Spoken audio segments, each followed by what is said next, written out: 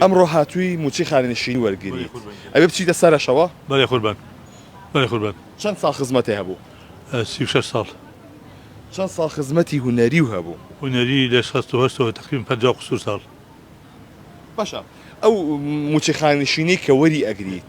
شیاوی ژیانی تۆیە پێشەوەی بچمە ماڵەوە هەمووی درا بە خرزە پێشەوەی بچمە ماڵەوە موچەکەمان هەمووی درا بە خرزە خەرجی پێشوە کە پێنج مانگ ماچیان خواردوین جگە لە بڕین و گوێ بڕین و هەمووتەکان ئەمجار ئەو ماچێکە وەرەگرین پێشەوەی بچمە ماڵەوە هەموو ئێدەم بیدەم بەدەست خاون خەرجەکان کە خەرجم کردو لێیان باشە دوای ئەو هەموو ساڵە خزمەتکردنی هونەری کوردی ئەمە موچەکە بێ ئەمەش ئەگەرێتەوە بۆ مەساوی سەقافی حکوومەتەکەمان تێگەی برا حکوومەتەکەمان ئەگە هەستی هەبێت باوک من خۆم باوکم ناخۆم تا مناڵەکەم تێر نەخوا کە مناڵەکەم تێری خوارد ئەم جاگە کەمیش بێ قەناعەتی پێکەم بەس مهم مناڵەکەم حکوومەت یعنی باوک میلەت یعنی خێزان میلەت یعنی خێزان حکوومەت یعنی باوکی خێزانەکە ئەگەر حکوومەتێک هەستی بێت نەک عمارەتەکانیان و بەنزیخانەکانیان و گیرفانیان و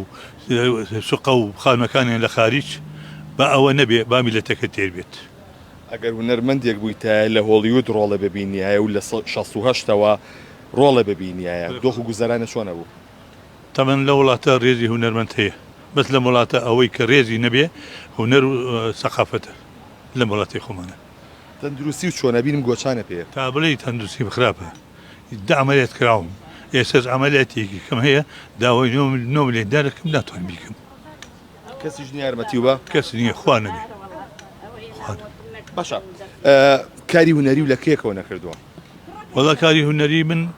ئەو ڕۆژە کاک جەلیزەنگە تەلەفۆنی بۆ کردم وتی بەشی چوارەم پێنجەمان بەدەستەوەیە ئەتوانی تەمسیلکە وتم لە ناو تابەتەکە سابێ حەجەکەم تەمسیلکەم